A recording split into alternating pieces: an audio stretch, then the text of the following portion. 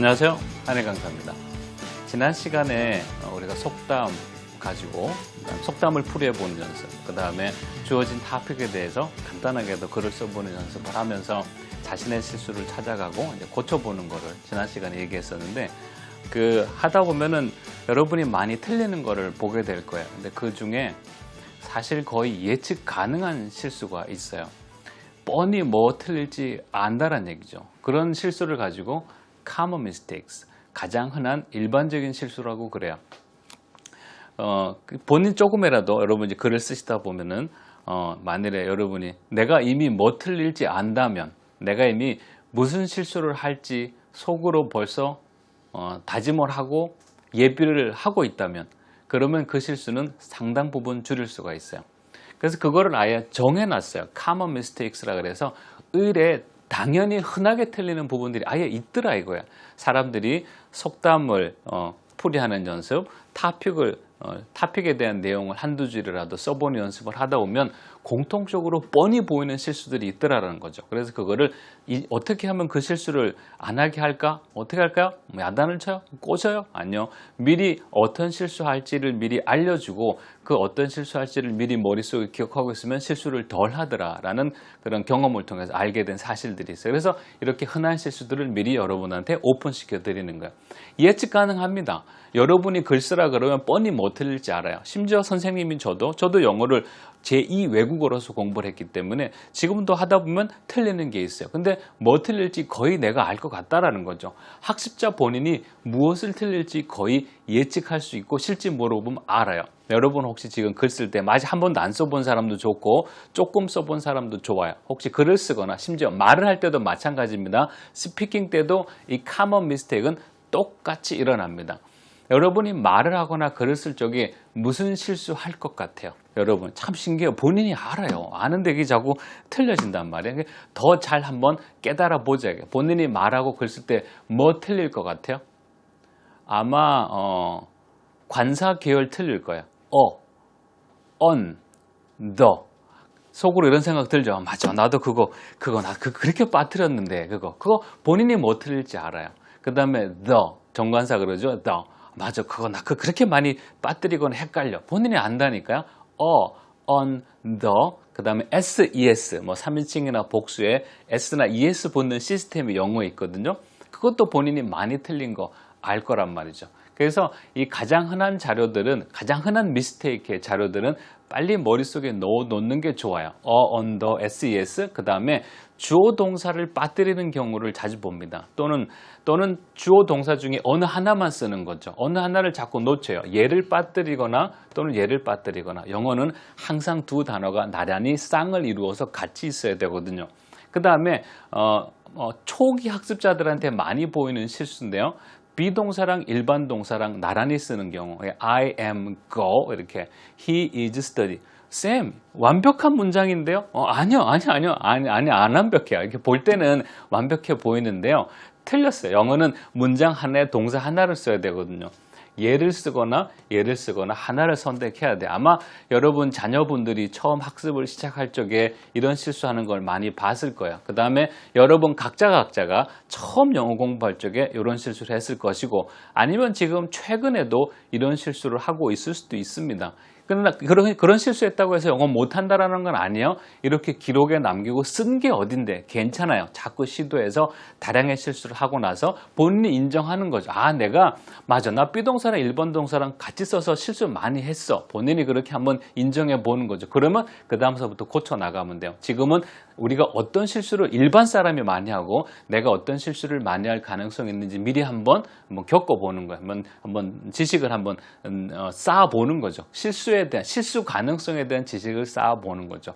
그 다음에 because가 있습니다. 이건 상당히 많이 틀리는 부분인데, because 앞에 컴마나 because 앞에 마침표를 찍는 경우를 자주 봅니다. 찍는 거 아니에요? 안 찍으셔야 돼. 쌤, 나 어제까지 찍었는데요? 어제까지는 오케이. 공부한 보람은 있는데 고치셔야 됩니다. 고치셔야 돼요. 이제 앞으로 쓰시면 안 돼요. 간간히 요즘 아카데믹 수준의 글에서 because 앞에 컴마 찍는 걸 요즘 간간히 나옵니다. 나오기 시작한 지는 한 3, 4년 정도 된 것 같아요. 그 케이스는 강조 용도로 들어갔다고 보시면 돼요. 그래서 그 사람, 읽는 사람한테 좀 특별한 시야를 끌고 특별한 메시지를 전달하기 위해서 약간 강조 뉘앙스 기적에 컴마를 붙이기도 합니다. 또 반대도 붙입니다. 컴마는 영어에서 괄호의 성격이 있기 때문에 통으로 빼내도 될 만큼 부연 설명입니다. 그 메시지도 있어요. 그래서 요즘 because 앞에 컴마 찍을 때는 이 둘 중 한 메시지가 될 거예요. 많이 있진 않습니다. 그다음에 그러니까 because 앞에 컴마 있냐 없냐 가지고 시험 문제, 내신 시험 문제나 우리 시험 문제 내진 않을 거예요. 둘 다 답이 될 수 있으니까. 그다음에 주어 다음에 동사가 안 나오고 바로 이렇게 이렇게 ing가 나오는 경우가 있어요. 아마 학생 입장에서는 이런 거죠. I am studying, I am going, 또는 we are practicing. 이걸 많이 듣다 보니까 그냥 we practicing, I studying, 이렇게 you coming. 이렇게 아마 그 말에 익숙해져서 중간에 동사 빼는 실수를 하게 될 거예요. 이것도 많이 하는 실수고, have, has도 참 많이 하는 실수입니다. I 다음에 쓸 수 있는 거 뭐 있어요? have요. I 다음에 has를 쓰면 어떻게 돼요? 의미 전달은 됩니다. 그러나 통상적인 대화, 통상적인 문법에서는 약간 outside야. he 다음에 have 써야 돼, has 써야 돼요? have 써야 돼요. has 써야 돼요. 근데 he 다음에 have를 쓰는 경우가 있어요. 물론 의미는 전달이 되기 때문에 100% 틀렸다고 말할 수는 없는데 통상적인 사용법에서 조금 바꿔져요. 그래서 우리가 이거를 만약에 have, has를 잘못 쓰면 틀렸다 이렇게 말을 안 하고요. 물음표를 거꾸로 찍는 게 있어요. 이렇게 찍는 게 있어요. 그래서 이거는 의미 전달은 되는데 통상적인 문법 사용에서 약간 벗어났습니다라는 의미를 합니다. 그러니까 여러분이 혹시 자녀분들이 I has, he have 그런다고 해서 막 야단친 건 아니에요. 주어 동사 위치 잘 맞췄습니다. 이제 바른 의미를 전달할 수 있는 단어만 가르쳐 주시면 돼요. 여러분 꼭 기억해 놓도록 해요. on the ses 주어 동사, 그 다음에 비동사 1번 동사 같이 쓰지 말고요. because 앞에 컴마나 맞춤법 찍지 말고 주어 다음에 ing 같은 거 쓰지 마시고요. 바로 쓰지 마시고 그 다음에 have나 has의 구별을 좀 하도록 하세요. 이게 가장 흔한 미스테이크입니다. 이걸 본인이 미리 알고 접하면 훨씬 수월하게 접근해 볼 수 있어요. 학생이 쓴 글인데 좀 그 레벨이 있는 학생이에요. 이렇게 좀 많이 썼잖아요. 글씨체도 상당히 연습되어 있는 글씨체고요. 근데 뻔히 눈에 보이는 SS 다량의 한 사람이 한 실수예요. 한 사람이 한 실수예요. 다량의 그 S 실수를 합니다. 이건 통상 일어나는 실수예요. 비록 이 정도 레벨이 있다 하지만 이거는 예측 가능한 실수이기 때문에 가르치시는 분도 알아야 되고 이제 공부하시는 분들도 나 그런 실수하는 거 인정해. 그리고 연습을 하면 좀 실수를 많이 줄일 수가 있어요. 요거 같은 경우도 여기 그죠? 그 다음에 다른 거 같은 경우도 이것도 on the S 아주 다 들어간 케이스예요. 그 다음에 요 케이스는 I was hired가 아니죠. 그죠? I 다음에 hired. 이건 주어 다음에 비동사하고 일반 동사를 나란히 같이 쓴 경우에 해당이 됩니다. 그러니까 이거는 일반적으로 현장에서 보여주는 학생들의 모습이에요. 그러니까 이 학생들이 특별한 게 아니에요. 그냥 똑같아요. 그러니까 우리들도 저도 또 여러분도 하다 보면 당연히 이 계열 안에서 실수도 일어납니다. 미리 그 영어에는 common mistake이라는 게 있구나. 내가 거기에 조심을 해야지. 그리고 빨리 거기에 숙지해 놓으시면 돼요. 혹시 이제 자녀분을 가르치시는 분들 또는 학생을 가르치시는 선생님들은 야 그렇게 얘기해도 안 되냐고 자꾸 야단치고 그런다기보다는 아예 표를 하나 만드세요. 그 다음에 학생들 같은 경우는 요만한 표에 만드셔서 아예 공부하는 책상 앞에 붙여 놓으세요. 요것도 마찬가지로 이게 어에 대한 실수. 그 다음에 요 얘기예요. 이 판을 좀 크게 만드는 거는 이제 학부모님들이나 학 교실에서 쓸 수 있는 거고요. 그러니까 체크. 당연히 요건 당연히 일어나는 실수들이래 거죠.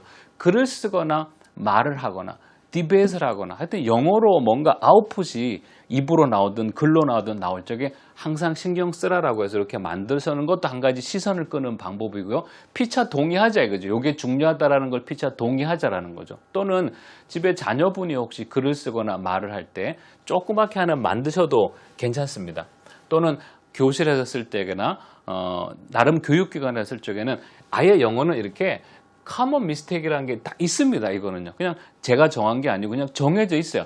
가르쳐 보니 이걸 중국 사람, 일본 사람, 한국 사람 쭉 가르쳐 보니 그냥 유달리 틀리는 그 부분들이 있더라고 모아놓은 거기 때문에 요 학생이 글을 쓰든 말을 하든 어떠한 영어 액티비티를 하든지 간에 얘를 눈에 띄도록 보여주는 건 좋은 노력 중에 하나입니다. 그렇다고 학생이 이걸 너무 진지하게 보는 학생도 있지만 또 뭐 무시하는 학생들도 있어요. 그래도 눈에 잡고 영어에는 common mistake이라는 게 있는구나. 내가 뭐 틀릴지 이미 예견돼 있는 그런 실수가 있구나라고 알게 해주는 효과는 있습니다. 그리고 학생들 같은 경우 요즘은 자꾸 쓰는 그 공부 방법 또는 쓰는 실력이 워낙 중요해지는 세상이 다가왔고 또 워낙 또 중요하기 때문에 그 사람의 영어 실력은 두 개를 보면 알아요. 아웃풋을 보면 알거든요. 아웃풋이 밖으로 나오는 거니까 그 사람이 말하는 걸 보면 알아요. 그 사람이 쓴 거 보면 알아요. 아웃풋은 두 종류가 있거든요. 스피킹이 있고 라이팅이 있거든요. 근데 스피킹은 측정하기가 참 어렵습니다. 그리고 증거물을 담아놓기가 어려워요. 말하고 사라지니까. 근데 라이팅은 이렇게 글에 썼기 때문에 증거물이 있어요. 그러다 보니까 요즘은 라이팅 테스트를 많이 합니다. 어느 기관, 어느 학교를 가나. 여러분 혹시라도 뭐 기말고사, 중간고사, 다른 더 중요한 시험, 승진시험 무슨 테스트인지 간에 거기에 라이팅이 나오나요?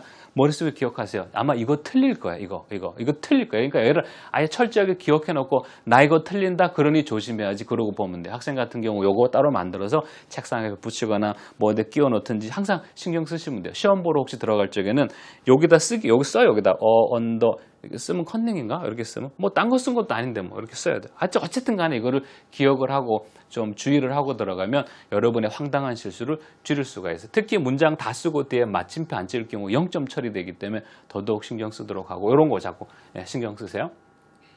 그 초기 학습자들한테 당연히 아까 같은 커먼 미스테이크가 일어나는데 그걸 잡아주는 방법 중에 하나가 칠판 쓰기라는 방법이 하나 있어요. 말 그대로 칠판이 여기 이렇게 있는 거예요. 칠판이 있어서 여기다가 써보게 시키는 거죠.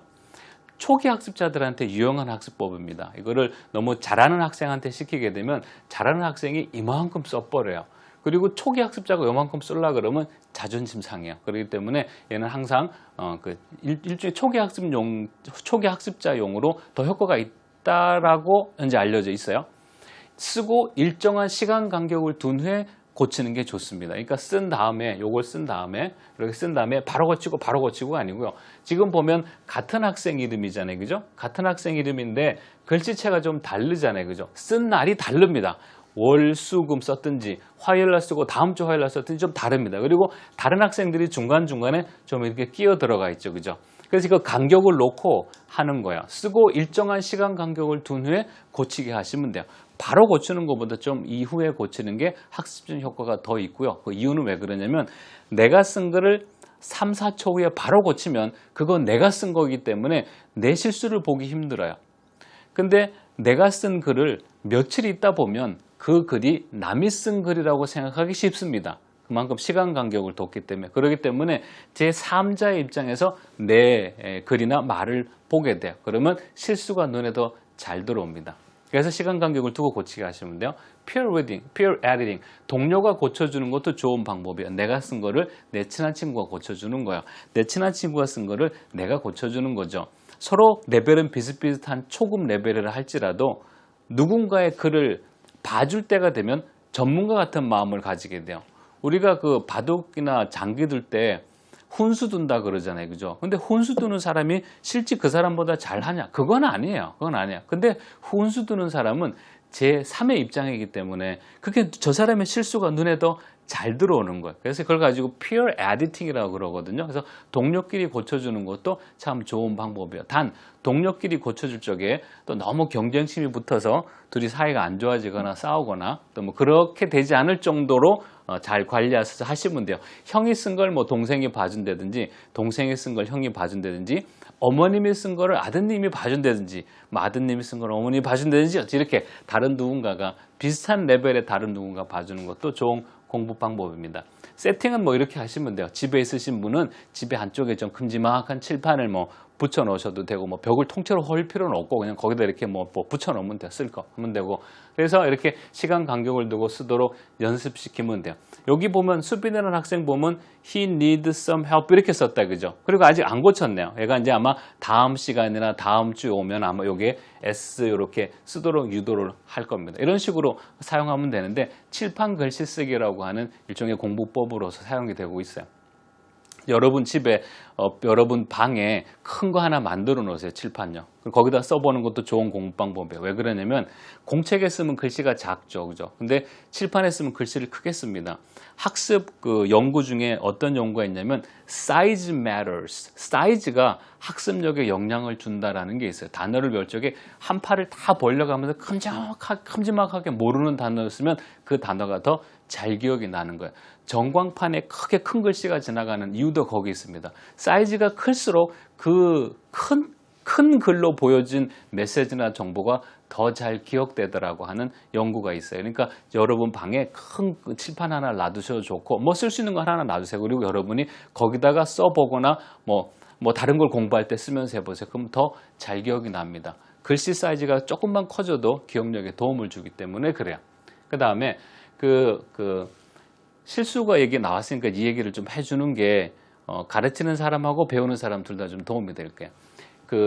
언어 엇갈림 현상이라는 게 있는데요.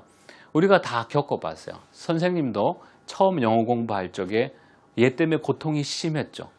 영어로는 cross linguistic features라 해서 cross가 이렇게 엇갈리는 거, linguistic 언어학적인 feature 현상 특징이라 그래서 이거는 피할 수 없는 현상입니다. 우리가 특정 주사를 맞으면 그 주사 효과가 나잖아요. 약을 먹으면 약 효과가 나잖아요. 빨간 물에 손을 담그면 손이 빨개지죠. 노란 물에 손을 담그면 손이 노래지죠. 이 언어 엇갈림 현상 속에 들어오면 누구나 여기에 희생 제물이 됩니다. 언어 엇갈림 현상은 이거예요. 한국말에는 있는데 영어에는 없어요. 또는 반대로 한국말에는 없어. 근데 영어에는 있는 거죠. 그러다 보니까 우리 쪽에는 감각이 없는 거예요. 우리 평상시 말할 적에 늘 하나 둘 세 알이 나요? 우리 그냥 아줌마 귤 주세요 이렇게 얘기하지. 아줌마 귤 하나 주세요 이렇게. 저기 버스가 간다 그러지. 저기 한 버스가 간다 그래요?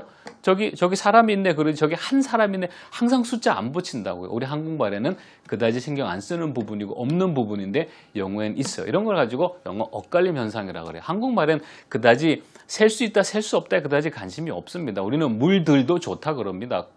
근데 영어에서는 waters라고 하면 틀리거든요. 이런 거 가지고 언어 엇갈림 현상이라고 그러는데 under SES 현재 완료, 과거 완료, 미래 완료가 여기에 해당이 돼요. have나 have도 여기에 해당이 됩니다. 이런 것들이 다 언어 엇갈림 현상이라 여기에서 어떻게 빠져나갈 수가 없어요. do, does도 그래요. 불규칙 동사요? 불규칙 동사라고 많습니다. forgive 다음에 뭐 써야 돼요? 과거가 뭐죠? 이거 외워야 돼요. forgave, forgiven. 그 다음에 주어 동사 빠뜨리는 거는 우리가 한국말은 주어 동사를 늘 강조하지가 않아요. 다시 한번 훑어볼게요. under SES, 현재 완료, 과거 완료, 미래 완료, have, has, do, does. 우리는 다 한다죠. 그죠? 그거 한다, 내가 한다지. 영어는 그거 하면은 he does고 내가 하면 I do거든요. 이런 거 가지고 한쪽 언어에는 있는데 한쪽에는 없어요. 이걸 가지고 언어 엇갈림 현상이라 그래요. 불규칙 동사가 그렇고 주어 동사 사용이 그래요. 한국말에는 주어 동사를 그렇게까지 열렬하게 사용하지 않아요. 다녀오겠습니다. 누가 다녀오겠다는 얘기요? 내가 다녀오겠다는 얘기죠. 노래도 그런 거 많아요. 퐁당 돌을 던지죠. 누가 던져요? 누가요? 내가 던진다라는 얘기요. 둥글게 누가 돈다? 내가 돈다라는 거예요. 그러니까 한국말에는 노래 속이나 시 속이나 문학 작품 속에 주어가 많이 빠집니다. 그리고 영어는 철저하게 들어갑니다. 이런 걸 가지고 언어 엇갈림 현상이라 그래요. 혹시 여러분이 공부하시다가 이 부분이 틀리면 나 바보 아닌가? 아니요. 여러분은 언어 엇갈림 현상의 피해자입니다. 혹시 가르치다가 아이들이 이 부분이 그렇게 틀려요. 그러면요? 걔가 학습력에 문제가 있나요? 아니요. 언어 엇갈림 현상은 공부하는 내내 우리를 괴롭힙니다. 이런 게 있다고 알고 조심하는 게 최고의 방법이에요. 이제 뭐가 있는지 얘기해 줬으니까 여러분의 머릿속에 잘 기억해 두도록 하고 실수의 양을 줄여보도록 하죠. 수고했습니다.